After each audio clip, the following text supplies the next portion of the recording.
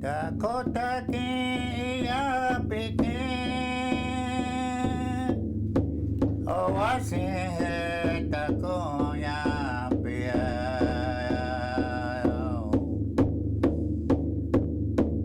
wakandaka tipi dekta takata ken okina shimte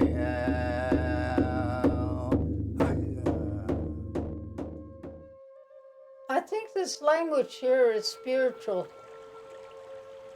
I used to go to Harriet's place down here, and Elsie and them up there, and Bessie and them, and Josephine. And I noticed that, especially Harriet and them, they were so happy when they got together to talk Indian. It seemed like it relieved them of something. was in the was Dakota only border copy. I had a company, Mish Taku Jibexik, Totan Wixik, only see that Dakota only border copy. Everybody spoke Dakota. The whole community, I think, majority of people spoke Dakota. All I can remember is the quietness of their voices. That's the one thing that sticks in my mind. Hearing Dakota all the time was just so comforting. My grandmother and grandfather brought us up, and they spoke the Dakota language all the time. So we understood it when we were little, but as growing up, we weren't allowed to talk it in school, so we eventually forgot it. Pipestone, Minnesota school of Hanawa, you dabbed the Master Kika on Kuapi, Kokshi up again.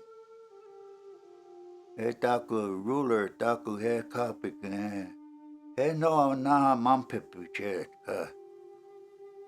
I shoot you up in here. I wake down here. Dakota up in here. A pet. And Nina chance. We don't speak that devil's language here. We speak English. And then up here, I can't am up here. Nina Xumayam. Growing up, they always talked about 1862, the things that happened there, and I remember the stories of the forced march. I grew up hearing those stories. The elders would talk about those things. The forced march to Fort Snelling, the hanging. And so I always knew that, but I never could find out in the history books. It's like nobody knew outside our family. And so my mom used to tell us, and maybe she wanted to make sure we never forgot about what happened to our relatives. The devastating events of 1862 U.S.-Dakota War changed things forever. As a result of 1862, the U.S. government renounced the Dakota treaties, and the Dakota were exiled from Minnesota to reservations in Nebraska and South Dakota. Only a few Dakota were allowed to remain in Minnesota. During the 1870s and the 1880s, the exiled Dakota began to return to Minnesota to rejoin their relatives. I think when we were little, you almost didn't want to be an Indian. As soon as you got to school, you were a savage, a little Indian getting beat and hit and standing in the hall, getting our hands hit and on this side and in the back. But you didn't even want to be an Indian. You thought it was something bad or something wrong with you. As you get older and learn the history and stuff, that's where we have to come back. We have to remember that we're brown, we're Indian, we're never going to change. That's us. So we have to wake up and remember who we are. We're Indian. We have to be proud to be an Indian and learn the language, and that's what's going to help us the most. To speak our language, then we are who we are. younger sister Epazo. Today, Dakota people, despite the challenges faced by their parents and grandparents to survive and preserve their traditions, Dakota people in many places are experiencing a cultural rebirth through remembering the past, reclaiming their place in the world, and reconnecting the circle of Dakota tradition. You guys are really doing a good thing